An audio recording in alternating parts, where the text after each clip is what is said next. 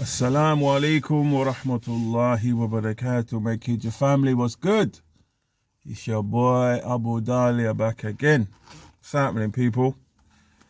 Came across a very interesting video on YouTube, and this YouTube is where a brother is going through the comments. Okay, and the channel is about Hijrah. It's actually the Make Hijrah channel. You should actually go and check it out, people. It's the Make Hijrah channel that I'm still involved with, but obviously not as much as I want to be because we're continents apart, etc., etc. Hence the reason me starting up this channel that you're watching now. Yeah. And Brother Omar was going through some of the comments that he felt he had to rebut. Now, if those of us who know Brother Omar, he things like that, he usually would let water Archer. We'll just move on. It's not important. Yeah. But for whatever reason, I never spoken to him about it actually. We've never actually once he did it, I didn't say to him, bro, that's out of character. Why would you do that? But all I know is that some of these comments that people were putting on the channel were very, very provoking. Like, Omar is my calming side. Like, if I get angry about something or I want to bite at something, Omar's the one who's like saying to me, actually, don't even worry, man, leave it. And I'm going, okay, cool. Yeah, he's not a reactionary person where I can be. So when I saw him do this video about his rebuttal to all these comments, I was like, oh, okay. So anyway, so I happened to come across, I listened to the video. I think the video is about half an hour long. So anyway, I'm paraphrasing about this certain topic that I felt I had to say something about. It goes like this, in a nutshell. It's haram to tell people about Hijrah to countries where your life and wealth are at risk of being taken. Needless to say, my brother reacted quite sternly to this comment. Yeah. And one of the responses is like, where are you talking about? What country are you referring to? Yeah. Because to a certain degree, any country that you go to, whether it's a Muslim country or not, yeah, your possessions can be taken. Even the country where this person, I don't know whether he's a he or she's a she, this person had written the comment from, your possessions can be taken. But I think the way I took the video was this brother or sister was saying it is haram for Make Hijrah to be influencing people to make Hijrah to countries, Muslim countries, where your possessions can be taken. So obviously Brother Omar's response was, what, quite rightly so, what country are you talking about? So, and obviously Brother Omar goes on to rebut the brother's or the sister's statement. So when I watched that video, I was thinking to myself, like, even somebody else in the comments, when they read that comment, responded to us and responded to Omar and said, bro, don't even watch what this man is saying. Like, he's like an agent provocateur. He's there to rail you up because what he's actually saying makes no sense whatsoever. Yeah. And I'm like, if I had read that, if me and Omar were together at the time and I had read that, I think verbally I would have ripped him a new one. I would have ripped him a new one. Because, like, you know, like, what the brother's saying is, number one, the brother's saying this: your possessions in a Muslim country are less safe to you than a Muslim living in a non-Muslim country, which is asinine, which is ridiculous, which is stupid. To stuff for Allah. Like, where would you get that from? Like, I was arriving in Egypt on one occasion, and when you enter the airport in Egypt, you have a place where you have to fill out the visa on a little piece of paper, fill out the visa. Yeah. So I was writing it down, and I've walked away and left my passport on the side. And a man that I never knew, ran up behind me and said, bro, you've left your passport. Now, people are saying, well, it's a passport, it's not money. But what I'm trying to say is this: how we value a passport in the West is different to how they value a passport in Africa. Don't forget, Egypt is in Africa. Now, I'm not saying this man, I just happened to come across an honest Egyptian. Well, yes, I did. But the value of a passport in that country is worth more than a passport in the country that I'm talking to you from now. Yeah. In fact, I wouldn't have known that I didn't have my passport until I got to immigration. And immigration was quite a distance from where I was. Yeah. And he didn't have to do that. He didn't have to do that. There has been instances where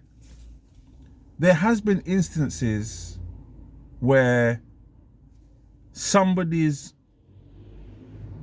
dishonesty could have cost me my possessions.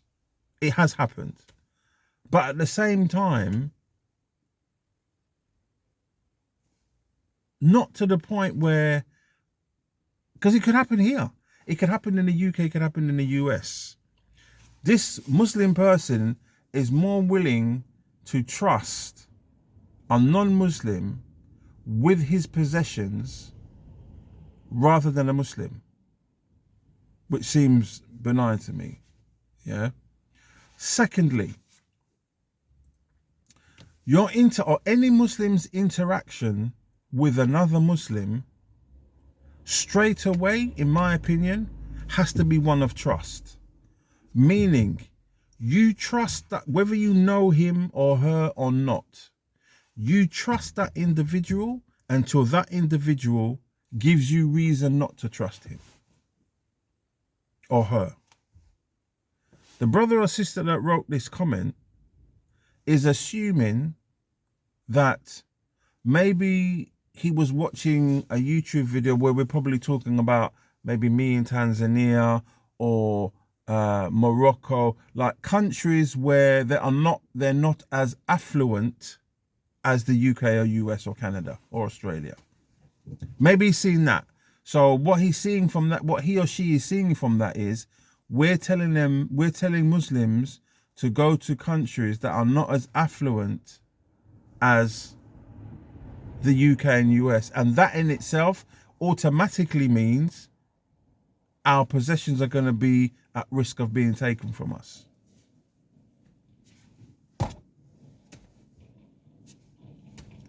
Like, it beggars belief. It beggars belief.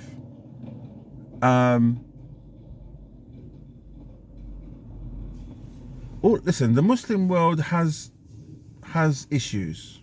It has issues. It does. Omar and myself, even Brother Nadir, who's on there now, and other brothers, other guest speakers have come up there. They will openly tell you, yeah, the Muslim countries have issues. But to come up with the statement, it is haram, even using the word haram.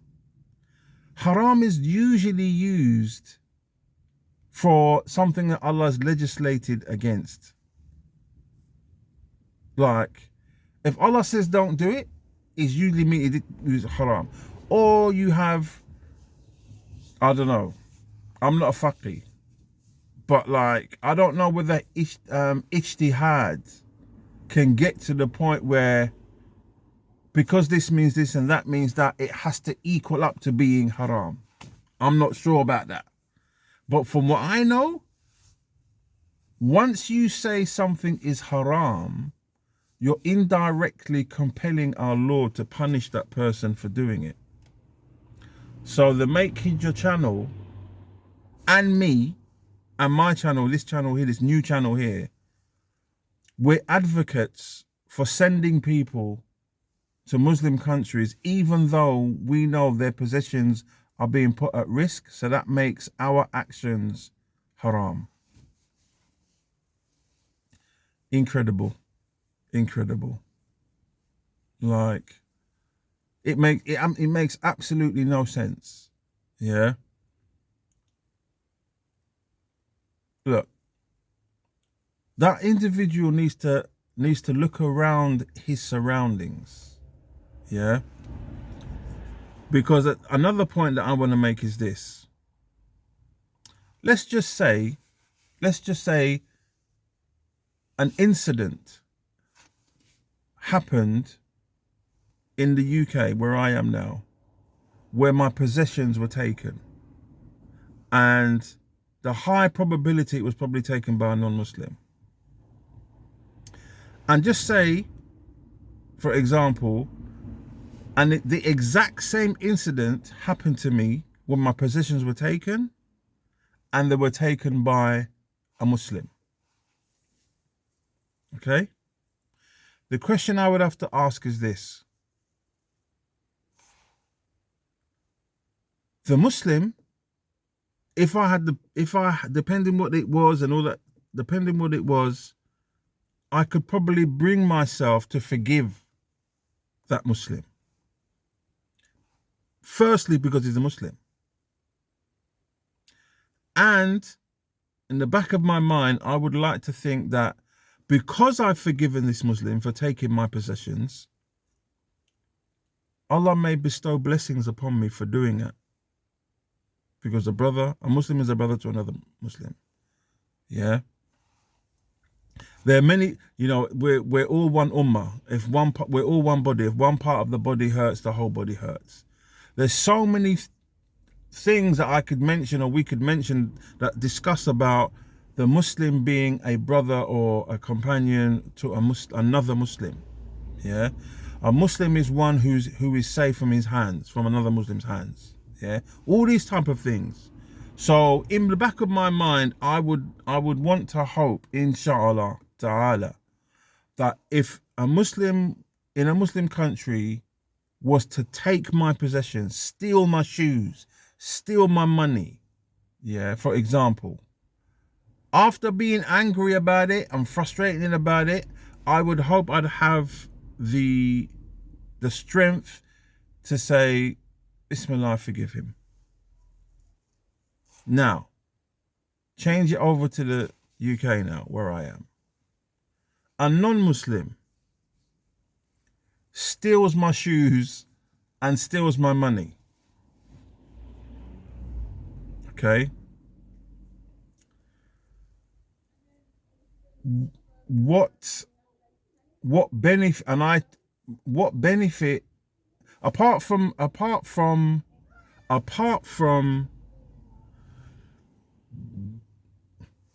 mental, like not getting it, not making that incident get to my brain to the point where I'm just frustrated, I'm losing my mind, because it's only money and a pair of shoes, but it's the issue itself. A non-Muslim has stolen from me. Where's the benefit of me turning around and saying, I forgive him? Some people might say, no, well, there is a benefit, because Allah may give you blessings for forgiving him. I don't actually hold to that school of thought. For one, I don't. Yeah, I'm not saying you shouldn't let things ride when you shouldn't let certain things ride when you find yourself in a confrontation or in some type of issue with the non-Muslims. I'm not saying that. And if you want to forgive them, or like, rather than forgive them, I just turn around and say, I'll let it go. But it's not forgiveness. It's not forgiveness. Because of who he or she is. And to the point where I would turn around and say, it's not like me forgiving that person is going to say, oh, that's me giving them dawah and they're going to come to the Islam because they realize, wow, Hamza didn't react because even though I stole his money and I stole his shoes, he forgave me. Wow, I'm going to become a Muslim. I'm not saying that can't happen. It could. But me personally, I can't see it happening. So there's no benefit for me in this dunya to act the same way with a Muslim as I would with a non-Muslim if both of those individuals stole from me the same thing and on two different occasions. But this individual in the comment, he's indirectly saying that. You're basically indirectly saying that your possessions are safer in a non-Muslim country than they are in a Muslim country. If that brother or sister ever gets to see this video, all I can say to you is